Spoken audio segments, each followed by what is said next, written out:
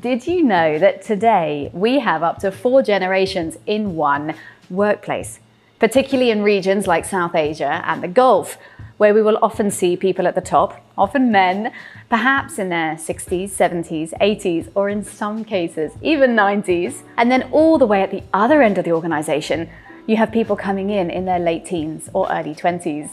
Now, often those two extremes can barely speak the same language, let alone share the same context. Do you know how to navigate across those generations? I think there are 3 key steps to truly engaging across generations, to bringing this multi-generational leadership to life. Let me take you through them. The first is awareness. Are you truly aware? Do you understand what those different generations need? It's very easy for us to make assumptions and sweeping statements about Gen Z, about the young ones, about how we feel they're working or experiencing. But if you do not ask them, if you do not listen to them, how do you know what they're really experiencing isn't your reflection on them versus their reality? So the first step to improving awareness, to really moving towards inclusion of all generations in the workplace, is to start listening.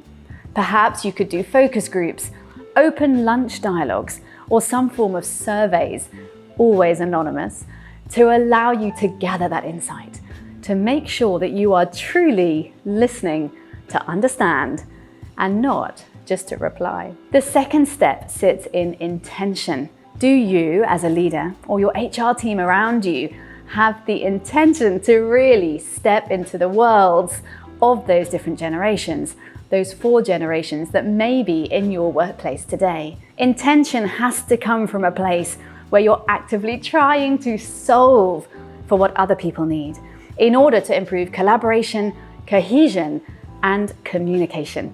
If you want your teams to work, this intention has to go up and down and side to side, because empathy is for the whole organization. So often, Gen Z in my audiences, they think that empathy is just for the top to empathize down, to understand their new ways of doing things. But it's critical that the younger generations also have the intention to understand up, to understand that perhaps those generations are never going to want to use Instagram or Snapchat, or the other way around, making sure that the older generations understand and respect that for those younger generations, there are different ways to communicate, perhaps with the same results. The last step is around accountability, measurement. What you do not measure cannot manifest. If you want to truly engage across your generations, if you want to understand Gen Z, you have to make it everybody's responsibility to do so. Those younger generations have to be encouraged to openly communicate what they need, how they see things. You need enough psychological safety to enable them to speak, to share their ideas. But equally, those around them need to be given the tools, the training to give really good feedback, to redirect some of those ideas and energy when they need to align perhaps to a bigger picture. Accountability is critical to all organizational empathy, because empathy without accountability can get lost or simply run out.